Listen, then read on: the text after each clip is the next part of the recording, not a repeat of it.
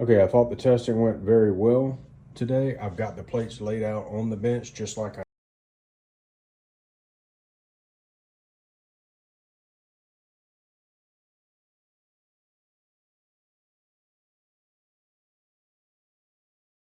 this plate with the cover on it, you just get the entry point. You don't get that ceramic burping back out of the plate.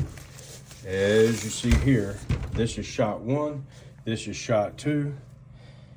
And on the back side of this plate, we have very little back face deformation at all. So you have a much better result on back face deformation with the trauma stiffener, and that's the comparison right there between the two. Crack arresting layer, plate 1, that release of energy here causes a ceramic to come back out of these two holes, and you can see that from the shot video. But it all in all is still extremely good result, and you can tell in here that there is a lot of solid ceramic left in here. Very impressed with the crack arresting layer down on the corners. This shot was about 1.5 inches from the edge, and it held together very well with no ceramic separation pushing out against the fabric. Here on this one, we did have a little bit of ceramic trying to push out against the edge of the fabric that surrounds the perimeter of the plate there. But overall, a very good result on both plates. This plate is extremely impressive to me just because it's lighter, and the crack arresting layer seemed to leave quite a bit of additional ceramic in here, held in place for additional rounds. Now this one probably did too.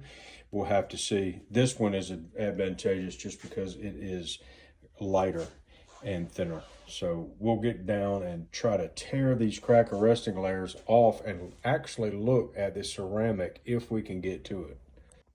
All right, there's the crack arresting layer with the fabric removed along the edges on both plates. And you can see this area under here has delaminated because of that ballistic energy. And you have lots of damage here underneath the crack arresting layer. But we'll get to pull this off.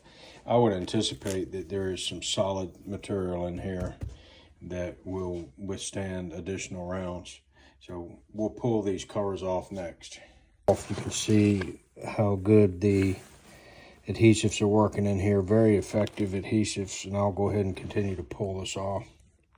Okay, plate 1, condition of the ceramic strike face on removal of the crack arresting layer. You can see in what great a shape this strike face is still in.